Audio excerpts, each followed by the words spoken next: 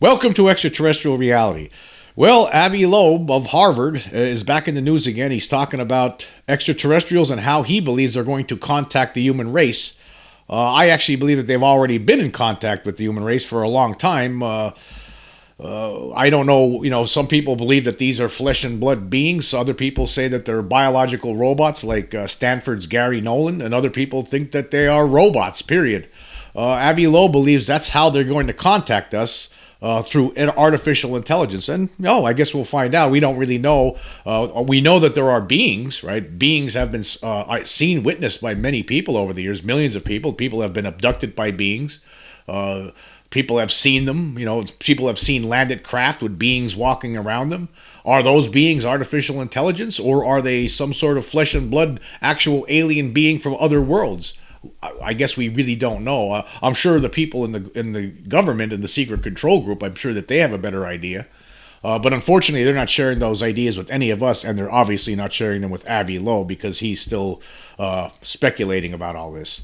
But this has been talked about in many different articles over the last couple of days. I've been seeing them about this, about his statement with regard to this, and it's basically, in a way, it is similar to what Gary Nolan has put forth, that they could be biological robots. But here's one of the articles from DailyMail.com. I will leave the link, and it says here: AI encounters of the third kind. Harvard professor with a very active mind believes aliens will make first contact with artificial intelligence, not humans. And then it goes on here to say, Harvard professor believes aliens will not make first contact with humans, but instead will communicate with artificial intelligence. So is that what... I mean, obviously, again, I have a little secret here, Avi. If that's what you believe, well, guess what? It's not that it's going to happen. It's already happened, because there are beings, whether they're artificially intelligent mechanisms or they're actual flesh and blood beings, one or the other. There are beings that have contacted some people here in this world. In fact, I saw one of these beings when I was a little kid. It was in my room. I don't know what it was, but it wasn't human. That's all I could say. I would consider. I mean, it wasn't speaking to me that I know of, but it was there. I would consider that some form of communication, right? And then again, there's all these other people who have had much more way more interesting encounters with these beings than I ever did. And people like David M. Jacobs, Temple University professor, who's written books on this, who has met with over thousands of people who have been abducted by aliens, who under hypnosis talked about their interactions with these beings, have talked about communicating with these beings, mental telepathy communication. In fact, and the Ariel school kids, for instance, they had, there was a handful of them, over 60 kids saw that craft landed and extraterrestrial beings, and a handful of those kids actually were receiving telepathic messages from those beings. So I would consider that communication. But again, Avi Loeb is a scientist, and he doesn't consider any of these reports thus far. Obviously, he needs to see something right in front of his face so he could make a scientific evaluation, and that's fine. I'm really happy with that someone like Avi Loeb exists. I don't agree with a lot of his conclusions at this point, because I think he needs to look at some of the things that have unfolded over the past, but he's looking to the future and trying to figure out how we could make this final determination moving forward, and that's fine. Anyway, let's go through with this article here. It says, Avi Loeb shared the theory in a new documentary, God versus Aliens, slated for July, in which he suggests aliens will send AI drones to Earth rather than crewed vehicles. Well, I believe they're already sent. If that's the case, they've already sent them here. They're already here. Speaking to DailyMail.com, British musician and director of the show, Mark Christopher Lee, described Loeb as a very active mind, but explained his suggestion is based on the vast distance aliens could have to travel to reach us. Well, again, I just want to stop there again. A lot of people in the scientific community have trouble. A lot of just even people not in the scientific community have trouble trying to understand how they're getting here. The fact of the matter is there's something here. How they got here, that doesn't matter. The fact is they're here. They got here. Continuing. says Loeb proposes that it's likely to be some form of AI because why would you send flesh and blood creatures, Lee said. That means there's a possibility that their AI could just connect with AI and bypass humans, which is a bit scary to think about. Loeb suggests that the alien AI may feel a kinship with ours, or our AI may imitate the alien AI and become like them. So not only is he saying that the aliens might be sending out AI, but the AI that they send out is going to communicate with our AI first before it communicates with us. Again, no. It's already been happening. There's just way too many witness reports. I mean, again, this is like throwing everything out, the whole history of this out in the garbage can, and just I just don't agree with it. Anyway, continuing here, it says, in the film, Loeb says, my expectation from interstellar travel is that it's best done with electronic gadgets and devices rather than with biological creatures because the journey takes a long time. Well, again, how do we know how long it really takes them? I mean, maybe they figured some things out that our scientists can't even dream of right now. Even continuing here, it says, even to the nearest star, it will take us 50,000 years to get there with chemical rockets, and artificial intelligence systems have that patience, and then they can remain dormant so that they survive the journey. If they visit us, of course, we can use our AI systems to interpret their AI systems, and, they might feel a kinship to them. Lee said that Loeb is now set off to Papua New Guinea on a $1.5 million ocean expedition looking for fragments of an object which crashed into the sea there in 2014. The Israeli astronomer and his research partner Amir Suraj concluded in 2019 that an object from outside our solar system had hit Earth in 2014. The Papua New Guinea object traveled towards Earth at more than 30 miles per second, a high speed suggesting it originated from outside our solar system. The object's interstellar origin was confirmed to NASA in 2022, Loeb said, and it is tougher than all 272 meteors in NASA's Center for Near-Earth Object Studies. This has led Loeb to suspect the object might be manufactured rather than natural. So, I mean, he is, like, again, he's looking at this, going to look at this for this object in the sea, and which is interesting, and he's spending a lot of money to do it, $1.5 million, and maybe he'll find something. I guess we'll have to wait and see. Anyway, continuing here.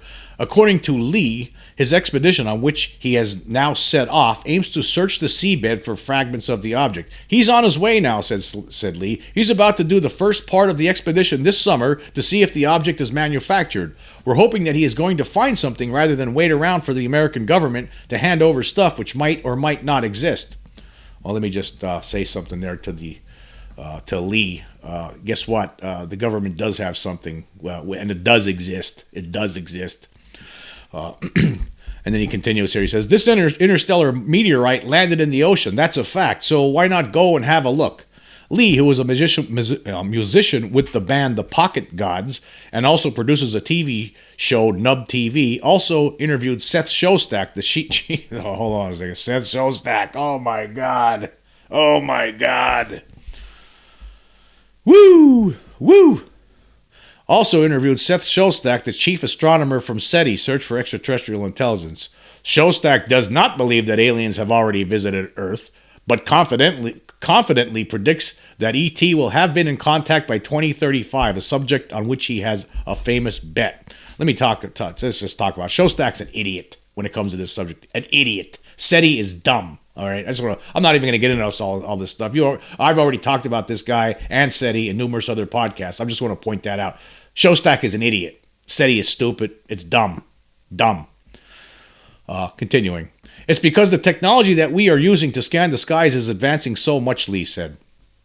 With the use of AI, we can scan so much more skies. Shostak is convinced, due to his scientific knowledge, that we will find alien life by 2035. Well, idiot Shostak, let me tell you something, buddy. It's already here. There's already people that know about it, and you're just dumb. You've never researched this stuff properly. You're in the cult of SETI. That's where you are. Continuing here. The film also examines the likely impact of alien first contact on world religions. Shostak suggests that aliens might bring new gods with them, and that if they are more technologically advanced, people on Earth might worship the new alien gods. Lee said, if they are more advanced than us, the aliens might seem superior and might impose their beliefs on us because they know what is right. See, again, these people have an idea in their heads on how these aliens are going to be. They think they're going to come down. Like some people, in their minds, right? They think it's going to be some sort of, they're going to show up on a big spaceship, a red carpet's going to roll out, they're going to come stepping off, and they're going to show us wonders, and the next thing you know, everyone's going to be worshiping them.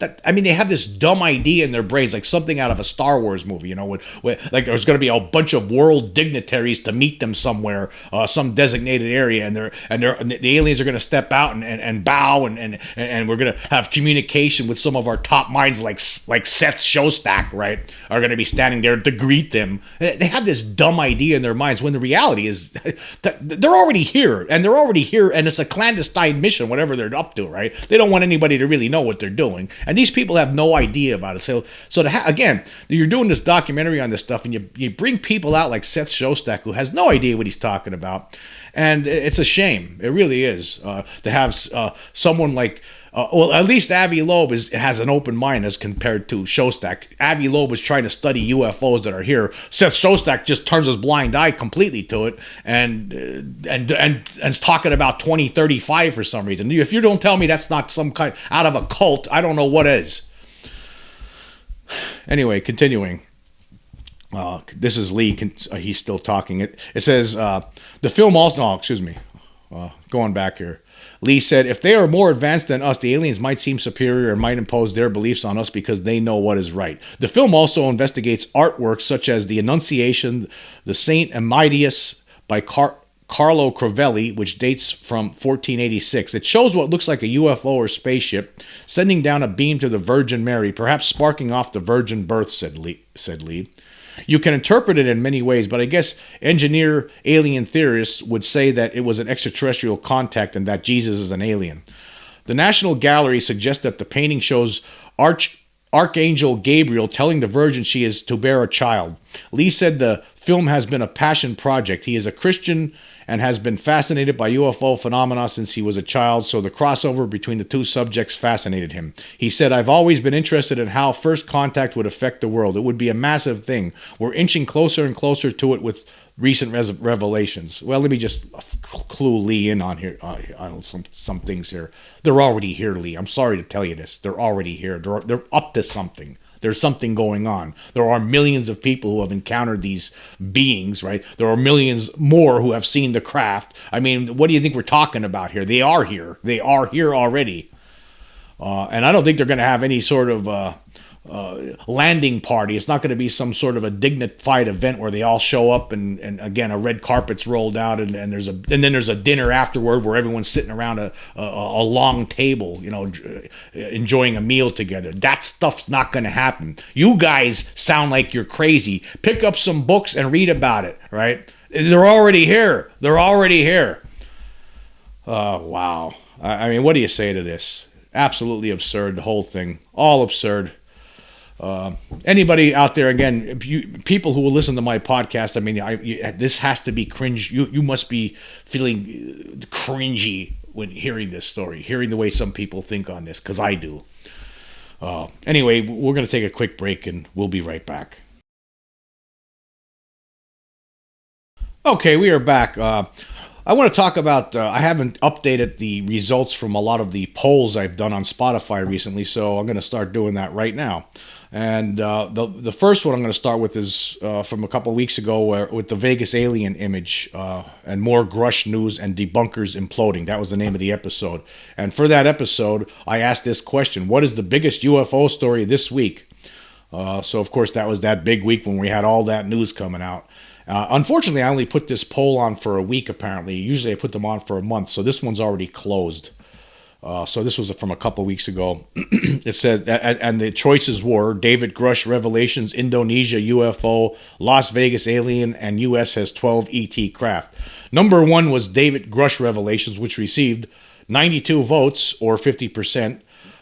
Indonesia UFO only received 11 votes, or 6%. Las Vegas Alien gave David Grush Revelations a run for the money, receiving 71 votes, or 38.6%. And the United States has 12 ET craft. That only received 10 votes, or 5.4%. So There were a lot of stories that week, a lot of big stories. Of course, the Indonesia UFO, that was about that guy who said in 2009 he was in Indonesia, a Marine, and him and some other Marines saw a flying saucer getting loaded by other service members with weapons, and then the flying saucer took off. I mean, any other week that story might have been, top of the heap there, but because of other things that were going on, David Grush revelations, of course, was number one.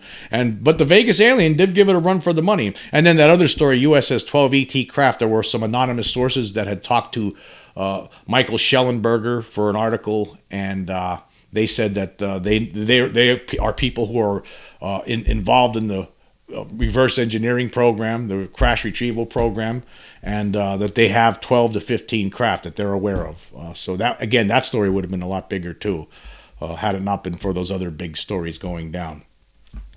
Okay, and then the next one I want to talk about is for the episode Grush Interview Reaction Las Vegas Alien Video Analysis. I asked this question: is David Grush telling the truth?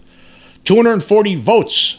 Right? There's still 18 days left, 240 votes, and a vast majority of people say yes. 216 people say yes, or 90%, compared to just 24 people, or 10%, who said no. I would agree with the yeses. I think David Grush is telling the truth, despite the concerns of physicists out there who believe that the alternate, the interdimensional stuff that Grush was talking about is totally wrong and off base. Yeah, okay, that might be the case, but I believe he's telling the truth. I just don't think he's lying. I don't think that he would go and testify to these things and risk jail, not with the kind of career that he's had so far. I just don't believe that. And then for the episode Stephen Greer UFO press conference reaction, I asked this question: do you believe all extraterrestrial visitors are non-hostile? There were 300 votes so far and 19 days left. Yes, says 142, or 47.3%, and no, says 158, or 52.7%. So basically it's split down the middle just about. I would definitely say no. I don't see how we could know that they're all non-hostile. We just don't know that. I don't know how anyone could make that assertion. We just don't know that. And I think based on some testimony from different people who have been abducted, they were terrorized during these events. So that doesn't seem non-hostile to me. That seems hostile. Anyway, so and then the next one. The next poll, was for the episode Vegas Alien Analysis Alleges Huge ET Head Visible in Plain Sight on Video. Now, of course, I didn't. When I was doing that podcast, I was just reporting what somebody was saying, what somebody was trying to point out. Now that has turned out that's just a palm tree, what we were talking about there. But for that episode, I asked this question: do you like the idea that 10-foot tall extraterrestrials might be present on Earth? And there were 240 people who voted so far with 20 days left. And yes, says 146, or 60.8%. And then no, says 66 people, or 27.5%. And don't care / indifferent says 28 people, or 11.7%. So most people say they like the idea of 10-foot tall extraterrestrials traipsing around Earth. I guess it's okay, right? I guess it'd be pretty cool, right? Why not? Why not? All right, moving on. For the episode Mainstream Media Failing on Grush UFO Cover-Up Revelations, I asked this question: if the United States government finally admits the truth about the ET reality, will it be the whole truth? 96 people voted so far with 23 days left. No, says 91, or 94.8%. Yes, says 5 people, or 5.2%. I'd have to go with the no's. I don't think they're going to tell the whole truth. I mean, if these beings are here to eat us, and which might be the case, some people say that, they're not going to tell us the whole truth. If they're here to basically conquer the world somehow, they're not going to tell us the truth. I mean, there could be reasons why they're not going to tell us the truth, and I believe there probably are some reasons why they're not going to tell us the whole truth, once the truth does finally come from somebody within the government. Okay, for the next one, for the episode Las Vegas Alien Investigation Continues, I asked this question: are the Las Vegas police telling the public all they know about the 10-foot tall aliens? 118 people voted so far, and there's 23 days left. No says 88 or 74.6%, and yes says 30 or 25.4%.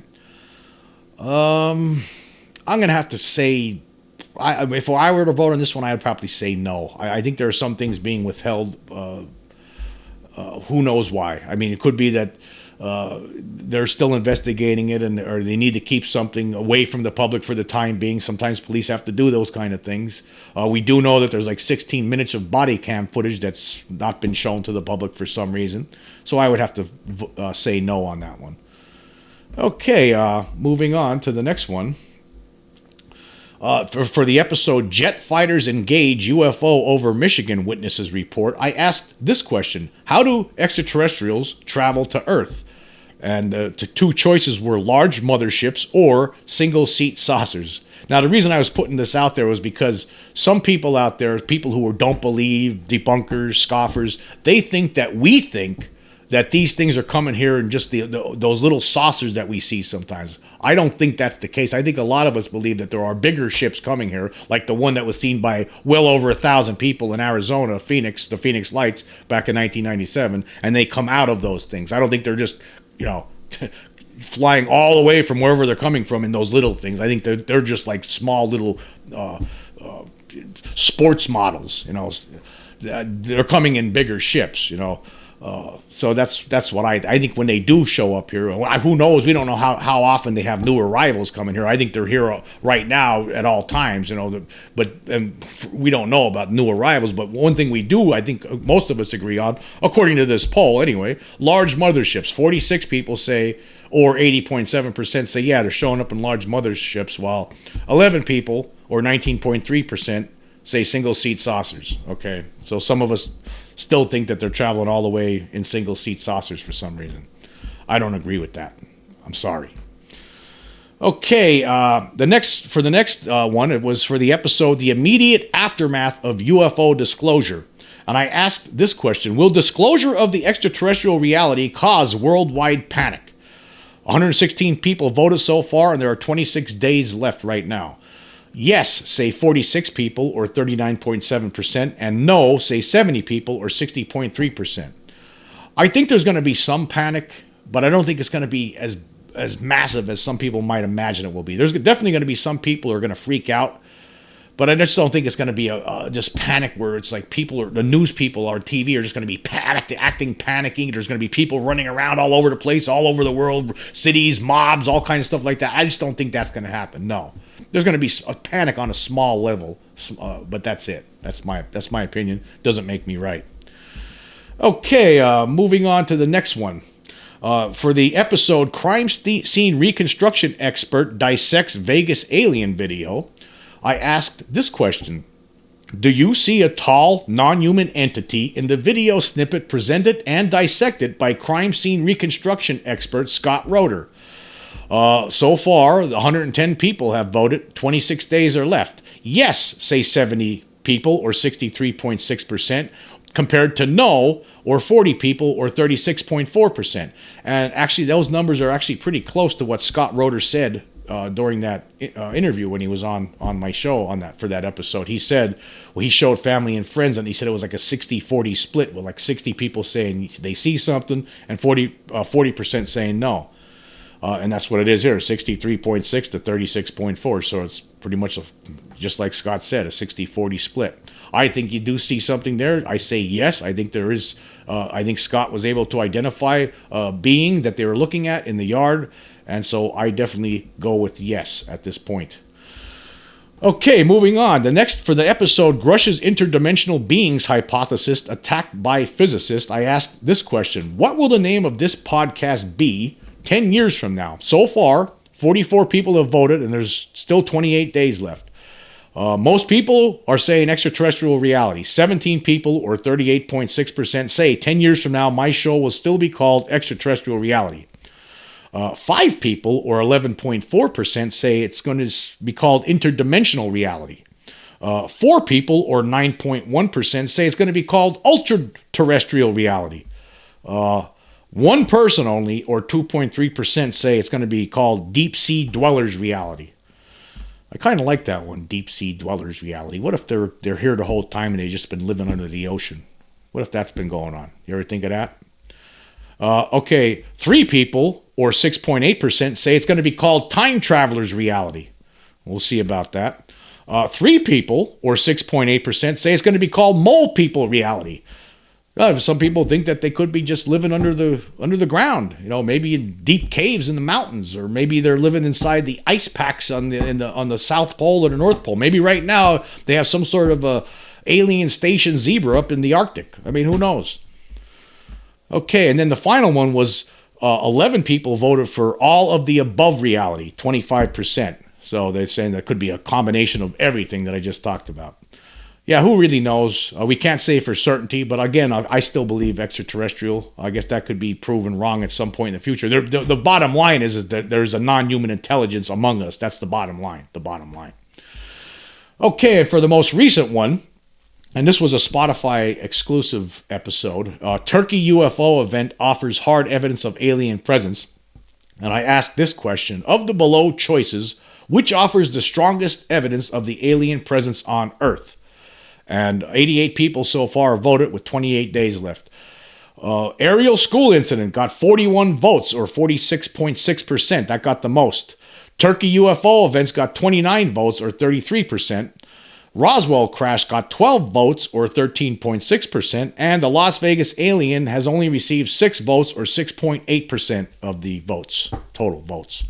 And I would have to agree, actually, I would have to say aerial school incident would be number 1, actually, in my book, even over the Turkey UFO event.